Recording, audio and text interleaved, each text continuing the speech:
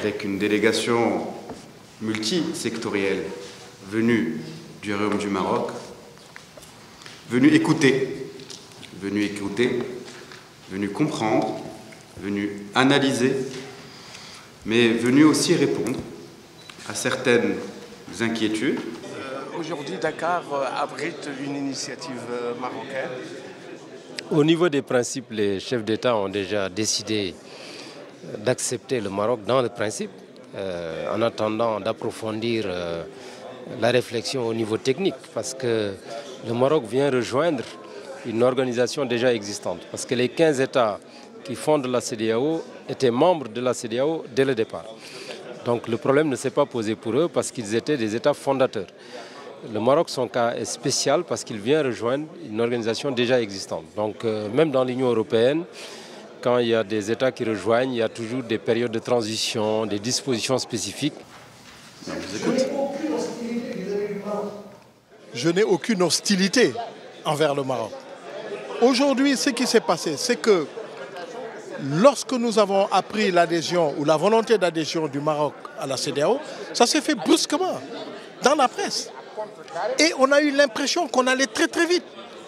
Donc, ça, comme j'ai dit, moi j'ai eu peur qu'on ne le veuille pas, malgré ce que l'on dit, pour nous, à notre niveau, est une puissance économique. Donc, en Afrique. Donc on ne peut pas dire qu'on va laisser le Maroc, enfin on va souhaiter que le Maroc vienne d'un seul coup à l'intérieur de la CEDEAO. Nous avons l'impression que nous allons être perdants.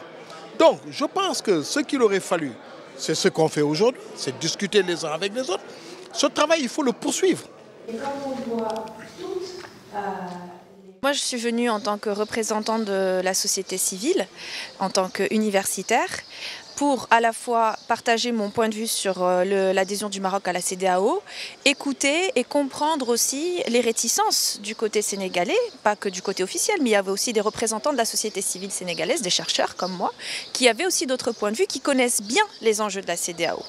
Mon intervention a porté sur la question suivante: est-ce que l'adhésion du Maroc à la CEDEAO sera-t-elle un facteur de gain absolu, donc qui bénéficie à tous les acteurs, ou de gain relatif, qui bénéficie à une seule partie des acteurs? Et l'idée était de montrer que dans l'expérience internationale, plusieurs organisations internationales, lorsqu'elles se sont élargies, ont réussi à récolter des gains absolus qui bénéficient à tous les acteurs, comme par exemple une meilleure confiance mutuelle et, plus important encore, le fait d'être plus forts ensemble.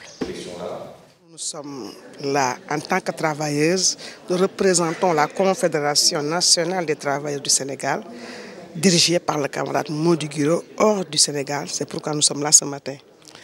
Pour nous, nous défendons le travail décent. Pour nous, nous défendons les intérêts des travailleurs. Et nous sommes persuadés que le Maroc et le Sénégal sont des frères qui datent des siècles.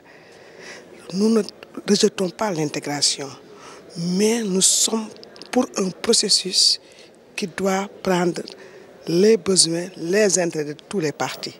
Il faut un partenariat gagnant-gagnant pour aboutir à cette adhésion. Nous voulons vraiment la création d'emplois, mais également nous voulons que nos entreprises ne soient pas fermées.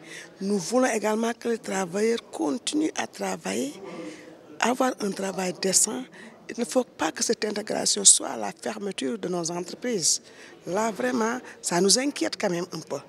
Maroc, Sénégal, Marocains, Sénégalais, nous sommes membres d'une même et unique communauté de destin.